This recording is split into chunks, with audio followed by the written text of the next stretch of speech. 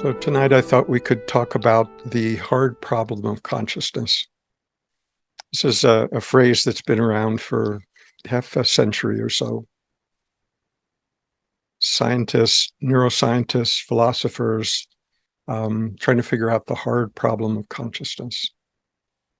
The hard problem of consciousness is, how does this awareness, this consciousness, arise from material form, namely this body, this brain? How does it produce consciousness? So that's the question. And actually, what makes it the question difficult is that we start out with an assumption built into the question, and so we get going off in the wrong direction to start with. And if we're in the wrong direction, of course, it's hard. So the assumption that's built into the question is that what's real and fundamental is this physical world. Atoms, molecules, cells, brain neurons, that's what's real. So the very culturally accepted assumption goes, except that they don't even admit that it's an assumption. It's just so common that it's not even considered an assumption. Of course, the world is real. Look at it. We can see it, taste it, touch it, stub our toe on it. Of course it's real. So that's the underlying assumption, that what's real is this physical, material world, and that we are, as humans, are a temporary form, part of the world of form for a short period of time. So that's the culturally accepted, scientific accepted view of our place in the world, right? But when we start out with that assumption, then it creates this difficult problem. Like, well, there's no doubt that we as humans are conscious. We're aware of when we hear somebody speaking. We're aware when we hear a car drive by and honk their horn. We are aware of when we're eating an apple. So we're obviously conscious. There's no question about that. The question then becomes, well, how does that capacity to be aware, how does that arise from material form, namely the neurons in our brain, right? How does this wet mass of cellular matter produce something that is not of this world of form, that is formless, this capacity of consciousness, right? That's the hard problem. The alternative that's never or very rarely considered is that consciousness is more fundamental.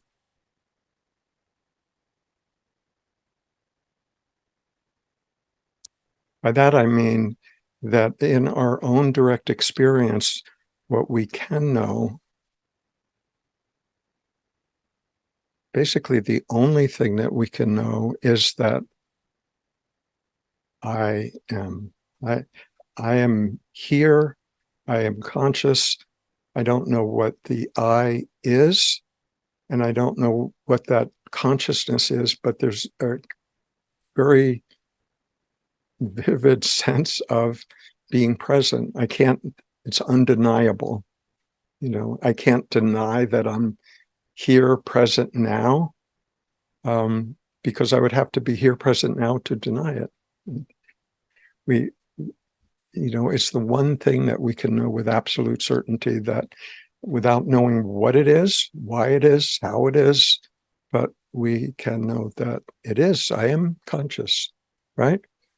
Everybody can hear this voice, right? So just simple, that consciousness, that capacity to be knowingly present for whatever whatever life is presenting in this moment, right? It's not even something that we have to try to do, right? We may, it may require effort to be focused or to think about a certain thing. But awareness is different than that. I mean, you could be listening to the voice now, but if someone, say, knocked on your door, you would hear it. You wouldn't have to remember to be waiting for somebody to knock on your door. It's just that awareness is open. It's not focused. It's just receptive. So whatever is being introduced into your environment, you're aware of it, right? Within the limitations of our sense organs, of course.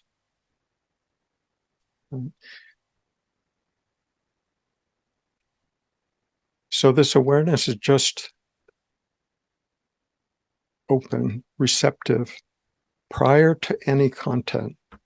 So by that, I mean prior to any particular experience, prior to any particular thought, prior to any particular belief or opinion or memory. Right. So it's not a matter of intellect. It's not a matter of holding the right opinions to sort of induce this capacity of awareness. It's something that's fully present for all of us, for everyone already. Right? So that's what I'm talking about, just this innate capacity. It's not something we have to learn how to do. It's something that only needs to be recognized. It's not an attainment. It's not like we've become so worthy that we're worthy of awareness. No, awareness is already fully present, all of us. The gift has already been given. The issue is that growing up from a very young age, the world of form, by form I just mean everything else, like things that we consider to be outside of our body, trees, birds, walls, chairs, and things that are inside our body, thoughts, feelings, sensations, all our appearances within this consciousness. Yes? So without the consciousness, we wouldn't have any knowledge at all about what may or may not be happening in the brain. We wouldn't have any idea what's happening in our environment. We wouldn't even know that there was an absence of knowing what was happening in the environment. There would just be no capacity to be aware of anything. Right?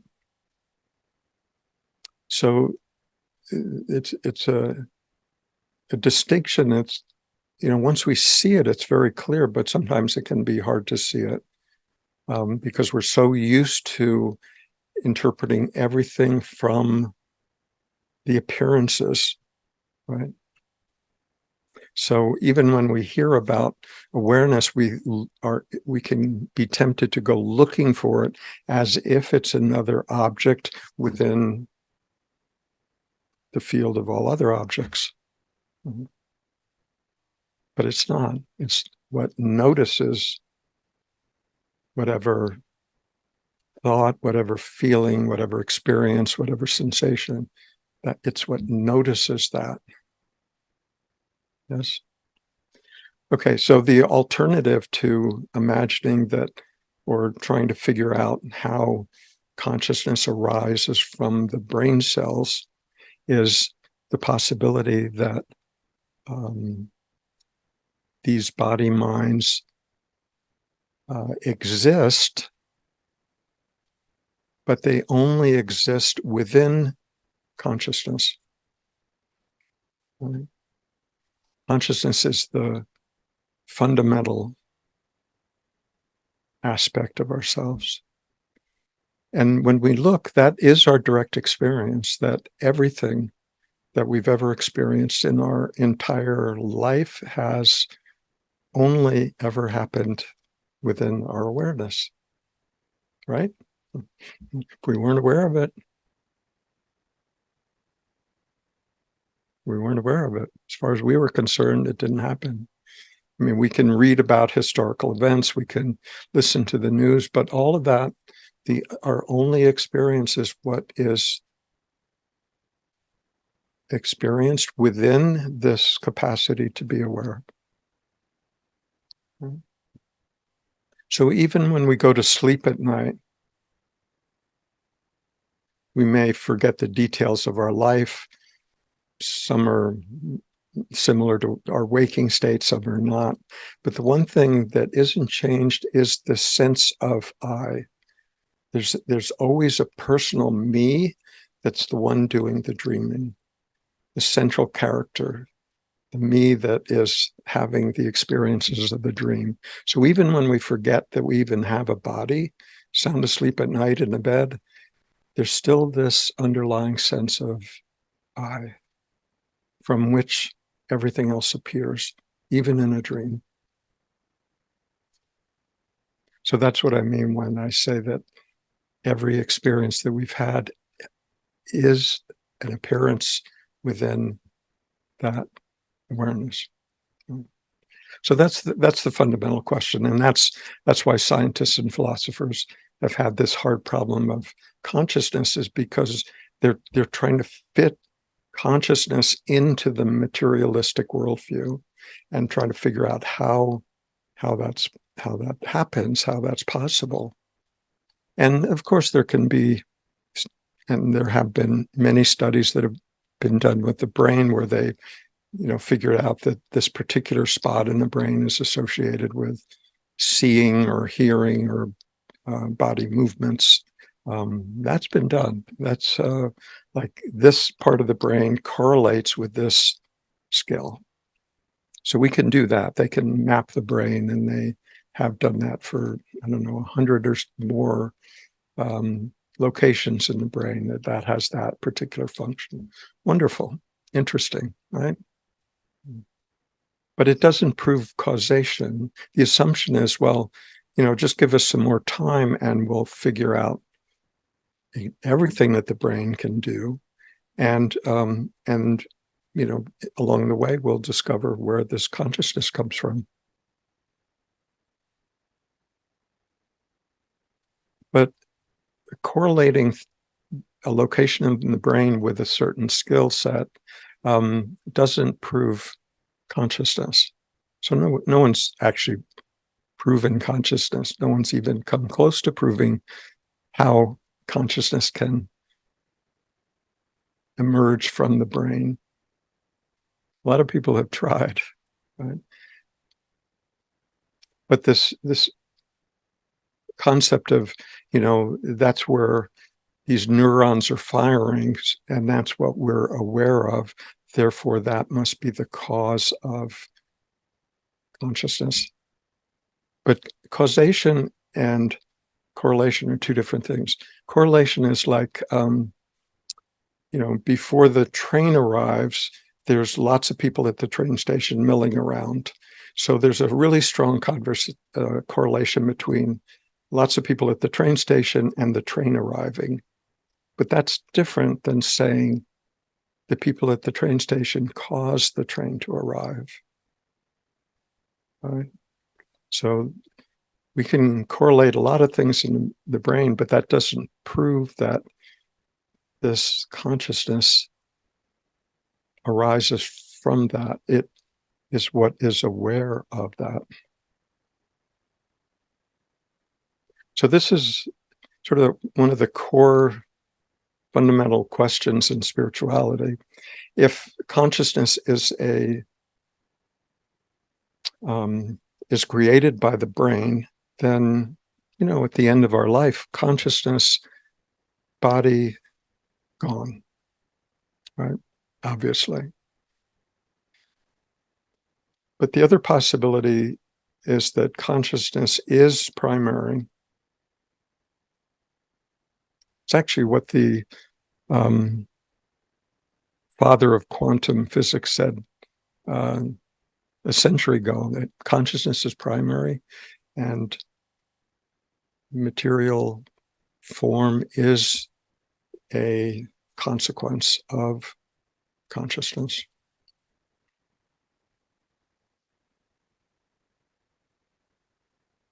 So it's not a matter of deciding, okay, I like option B better, I'll go with that. It's not that. It's really sensing into what is actually true. And the good news is that we have the ability to do that. We have actually a front row seat into life, namely our ability to sense directly into our experience within this organism. So we don't have to look for the answer in philosophy or science or wait for our priest to tell us how things are. We can just look directly in what is our own experience.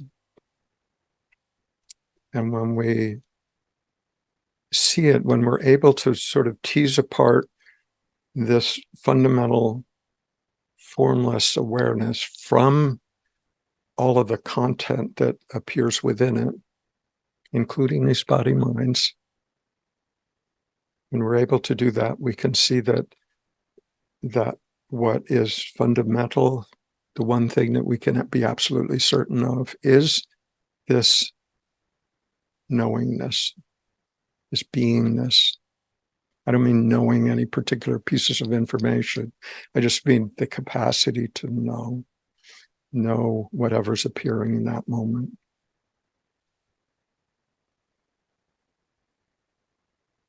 And when we really sense into that, we can begin to notice that this sort of inner spaciousness, it could be called empty, except it's not empty. It's just empty of content. It's just like, if you had a cup of water and you poured the water out, you would say that the cup is empty, but it's empty of a particular thing, namely the water. But it's not like it's empty. It's not like an empty void, right? It's spaciousness. It's like the capacity. So this capacity that we all are, before we go trying to be worthy of attaining it, that capacity that we all are, is what notices whatever thoughts may be going through our head, right? That spaciousness is big enough to allow whatever thoughts may happen to happen and not affect the underlying original nature that we are, right? It's sort of like a bird flies through the sky. The sky isn't harmed by the bird flying by. It's not annoyed. It's not lessened. It's not, it's just something arising within a much greater spaciousness. So a thought can pass through the spaciousness without affecting the spaciousness. A sound can emerge from the silence without affecting the underlying silence. A feeling can emerge without disturbing what is more fundamentally at peace, right? So it depends on where we hold our focus. If we hold it at the level of objects, it's turbulent out there, yes? If we consider that's the entirety of what we are when we walk about in the world, it's we can get bumped around a little, maybe bumped around a lot.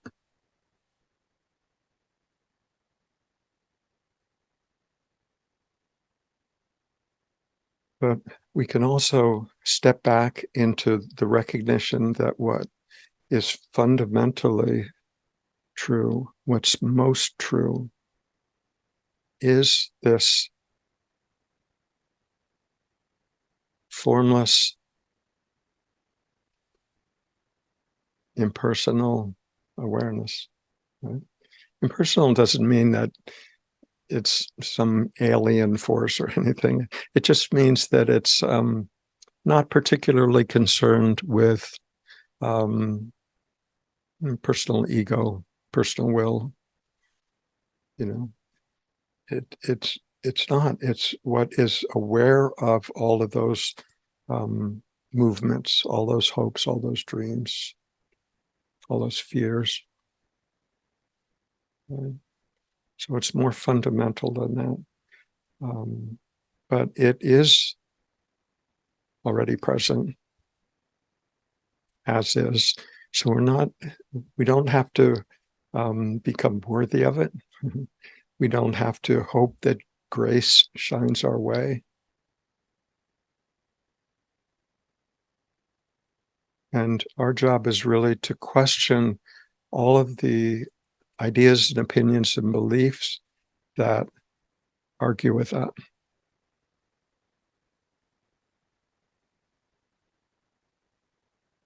So, like I say, the idea isn't to decide. Well, I like the idea of consciousness because at least it opens up the possibility that what we truly are is beyond um, this span of life and death.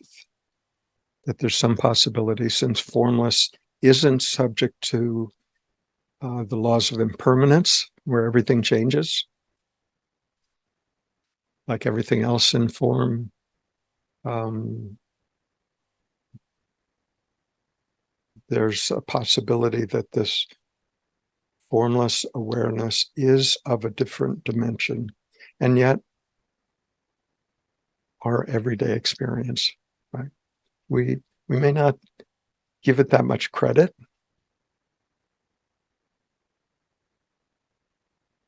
but when we slow down enough to be willing to see what's there, to step out of our cultural norms, our scientific assumptions, and be willing to look for ourselves and our own direct experience, that is what we find. We find that um, our true identity isn't housed in the impermanent, isn't housed in how am I feeling today, what did I achieve yesterday, what I hope to do tomorrow. It's not housed in all of the things that are subject to change.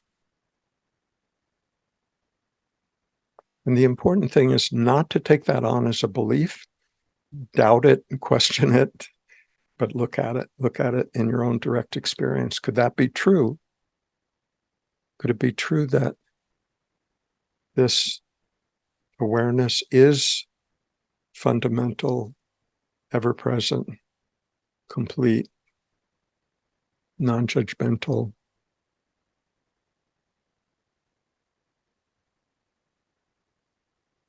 and yet fully receptive, willing to live life on life's terms?